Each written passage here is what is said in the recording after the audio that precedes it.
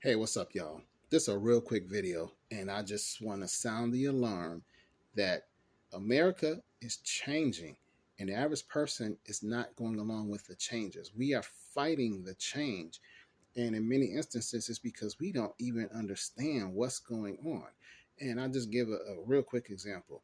This government shutdown is exposing a lot of where the government is headed. And they are basically going to continue eliminating jobs, and they want to eliminate a lot of our benefits, a lot of SNAP benefits, a lot of benefits for, Section 8 and welfare type programs. If they do that, that's going to put a whole lot of people in a whole lot of hurt. And I've seen videos of single mothers in particular, very upset, very angry, and very afraid that if they don't get those benefits, they won't be able to feed their kids. That's a huge problem. So, this is what I have discovered.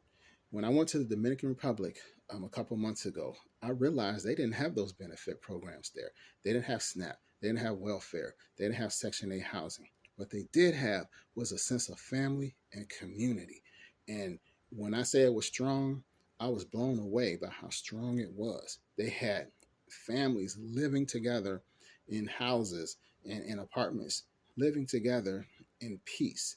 You did not see the homelessness you see here. You didn't see the retirement homes there like you see here. Those families worked together and stuck together and helped each other. And that's how it is in other parts of the world too. You don't see that here in America because we're all about that me. I'm going to get mine. You got to get yours. I'm going to pull myself up by my bootstraps. The government is removing all those programs, and it's going to force us to start relying on ourselves and relying on community. But the average person hasn't figured that out yet. We need to start working on that right now. But here's where it gets tricky. I believe that it has been set up by design to have people so angry and so divided that they will not want to work with their own family. They will not want to work with their neighbors to build that strong sense of community. They don't want that. But we have to go back to that because if we don't, we're going to suffer like you would not believe. You don't have to believe me. You don't have to take my word for it. But I want you to use your own critical thinking skills, not chat GPT. I want you to sit back in a quiet room and think about what's going on in the world right now and where we are, where we were, and where we're headed. And you come up with your own conclusions. But I'm going to tell you like this.